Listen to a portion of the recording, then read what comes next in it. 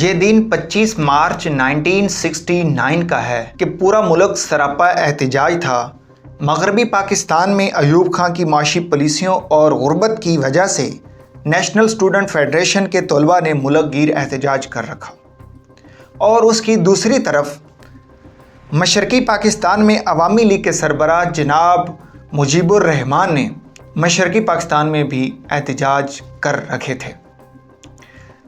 احتجاج بے قابو ہوتے گئے اور احتجاج کو قابو کرنے کے لیے پاکستان کی فورسز نے احتجاج کرنے والوں پر گولی چلا دی۔ اس آپریشن اور سٹرائک کی وجہ سے پاکستان کے اندر 240 سے زائد لوگ مارے گئے، اور ان میں زیادہ تر لوگ مشرقی پاکستان سے تعلق رکھتے تھے۔ صدر پاکستان جناب جنرل ایوب خان صاحب اس صورتحال کو سنبھال نہ سکے اور اقتدار کو سنبھالنے والی لاٹھی اس وقت کے army chief general Yahya Khan کے سپرد کر دی۔ جنرل یحییٰ خان نے آتے ہوئے جو سب سے پہلا کارنامہ سر انجام دیا، ملک کے اندر جو موجودہ آئین 1962 کا تھا اس کو منسوخ کر کے ملک کے اندر پھر سے مارشل لاء کا نفاذ کر دیا۔ اب ملک کے اندر کوئی قانون نہیں ہے، لیکن نظام کو چلانے کے لیے لیگل فریم ورک آرڈیننس جاری کیا۔ اس لیگل فریم ورک آرڈیننس کے تحت 1 یونٹ فارمولا، یعنی مشرقی پاکستان اور مغربی پاکستان کو جو 1 یونٹ کے ذریعے بنایا گیا ایک فارمولا تھا جو 1954 کے اندر اپلائی ہوا تھا، اس کو منسوخ کر دیا اور مغربی پاکستان کے 4 صوبوں کو ایک الگ 4 صوبوں کا درجہ دے دیا۔ جنرل یحییٰ خان نے ملک کے اندر دوبارہ سے پارلیمانی نظام لانے کے لیے جنرل الیکشن کا اعلان کر دیا۔ ملک کے اندر یہ پہلا جنرل الیکشن تھا کہ جس میں ایڈلٹ فرنچائز کے تحت الیکشن ہونے تھے۔ مطلب یہ کہ 18 سال یا اس سے زائد شخص پاکستان میں ووٹ ڈالنے کا اہل تھا۔ یہ پاکستان کی تاریخ میں پہلا ایسا جنرل الیکشن تھا۔ اب پورے پاکستان میں الیکشن کمپین سٹارٹ ہو گئی۔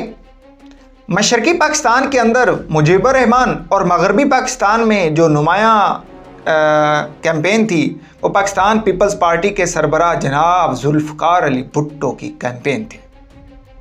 ذوالفقار علی بھٹو نے روٹی، کپڑا اور مکان کا نعرہ لگا کر الیکشن میں حصہ لیا، اور اس کی دوسری طرف مشرقی پاکستان میں عوامی لیگ کے سربراہ جناب مجیب الرحمان نے مکمل خود مختاری، اپنی کرنسی، اپنی فوج اور اپنا نظام لانے کے لیے 6 نکات پر مشتمل ایجنڈا جو اس نے 1966 کے اندر پیش کیا تھا، اور اس ایجنڈے کے تحت پورے پاکستان کے اندر ایک ملک گیر کیمپین کا آغاز کر دیا۔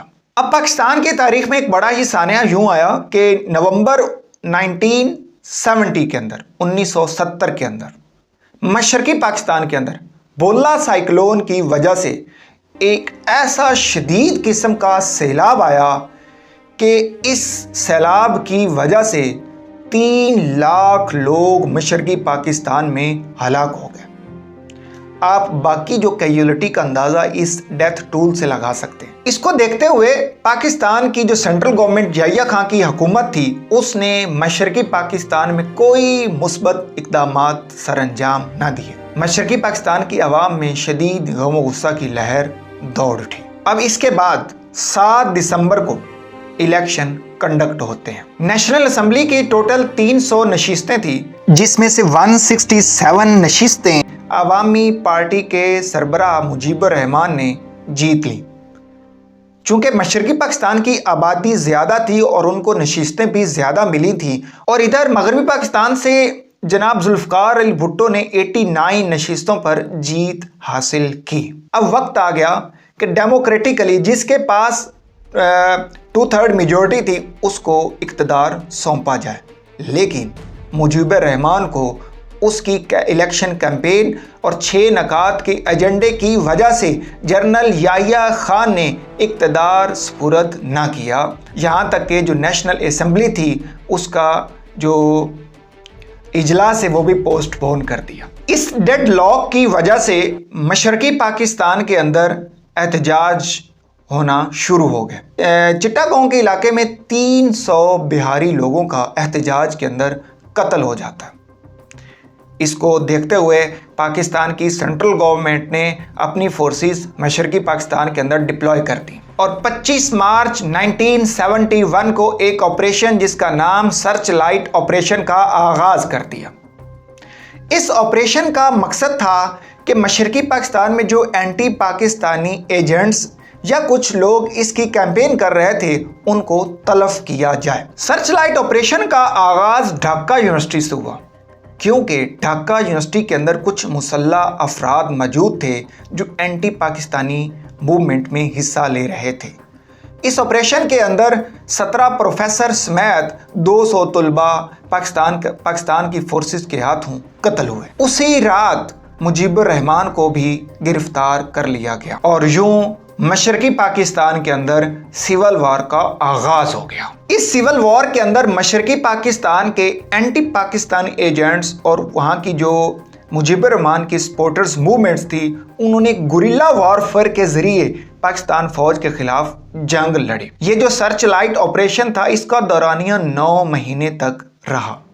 एक रिपोर्ट के मुताबिक इस सर्च लाइट ऑपरेशन में 9 माह के दौरानिये में बांग्लादेश के अंदर 3 लाख से ज़ायद लोग हलाक हुए। 10 लाख लोग से ज़्यादा इंडिया के अंदर पनाह गज़ीन हुए और एक रिपोर्ट के मुताबिक 2.5 लाख बंगाली ख़वातीन का जिनोसाइडल रेप किया गया। ये इस सिविल वॉर के चौंका देने वाले नताइज थे। अब सवाल ये पैदा होता है कि इंडिया पाकिस्तान के आमने सामने कैसे हुआ। चूंकि 10 लाख से ज़ायद लोग मशरकी पाकिस्तान में सिविल वॉर की वजह से पनाह गज़ीन हुए थे, तो रॉ के एजेंट्स ने मशरकी पाकिस्तान के जो बंगाली फोर्सेस थीं जो पाकिस्तान के ख़िलाफ़ लड़ रही थी, उनको ट्रेनिंग भी दी और उसके अलावा असला भी फराहम किया। बंगाली फोर्सेस ने जो भी गोरिल्ला वार लड़ी वो इंडिया की फोर्सेस और रॉ की सहूलत से लड़ी। उसी इसना में पाकिस्तान के शहर इस्लामाबाद, लाहौर और रावलपिंडी के अंदर क्रश दी इंडिया के नाम से नारे लगना शुरू हो गए। तो पाकिस्तान ने इंडिया के ख़िलाफ़ एक ऑपरेशन जिसका नाम चंगेज़ खां 7 दिसंबर 1971 को लॉन्च कर दिया। पाकिस्तान की एयर फोर्स ने इंडिया की 6 एयर बेसिस के ऊपर हमला करके उनको तबाह कर दिया। अब इंडिया डायरेक्ट रिटेलिएशन करते हुए पाकिस्तान के खिलाफ जंग का ऐलान कर दिया। चूँकि इंडिया पहले भी इंटरवेंशन तो कर रहा था इनडायरेक्टली बंगाली फोर्सेस के ज़रिए, लेकिन अब Indian forces direct Pakistani forces के खिलाफ आमने सामने हो गई। इंडिया की फोर्सेस ने पाकिस्तान के खिलाफ मशरकी पाकिस्तान के बॉर्डर पर भी जंग लड़ी और इसके अलावा मगरबी पाकिस्तान के जो बॉर्डर है इसके ऊपर भी जंग लड़ना शुरू कर दी। अब पाकिस्तान को 3 फ्रंट्स पर जंग लड़ना पड़ रही। एक सिविल वॉर यानी बंगाली फोर्सेस के ख़िलाफ़ जो गुरिल्ला वार लड़ रहे थे उनके ख़िलाफ़ सिविल वॉर, और दूसरी मशरकी पाकिस्तान में इंडिया के ख़िलाफ़, और तीसरा महाज था मगरबी पाकिस्तान का बॉर्डर। इंडिया और पाकिस्तान के दरमियान जो बॉर्डर है वहाँ भी क्लैशेस होना शुरू हो गए। मैं ये भी साथ ऐड करता चलूँ कि दिसंबर के महीने में जो हिमालयन पासिस हैं उनमें बर्फ़बारी की वजह से कोई आमदोरफ्त नहीं हो सकती। ये वो मौका था कि चीन ने भी पाकिस्तान की डायरेक्ट इंटरवेंशन करते हुए कोई हिमायत ना की थी, क्योंकि सारे जो पासिस थे हिमालयाज़ के वो बंद थे बर्फ़बारी की वजह से, और इंडिया चीन के हमले से बिल्कुल महफूज था। ये इंडिया के लिए बड़े ही फेवरेबल सरकमस्टांसिस थे। ये दिन 16 दिसंबर 1971 का है कि जब पाकिस्तान की फ़ोर्स मशरकी पाकिस्तान के अंदर जिसकी कमांड जनरल नियाज़ी कर रहे हैं, उन्होंने इंडियन फोर्स के सामने हथियार डाल दिए। कहा जाता है कि ये 90,000 पाकिस्तानी फ़ौज थी, और दूसरी तरफ बांग्लादेश ने भी 16 दिसंबर को अपनी आज़ादी का ऐलान करते हुए पाकिस्तान से मुकम्मल तौर पर अलहदगी का ऐलान कर दिया।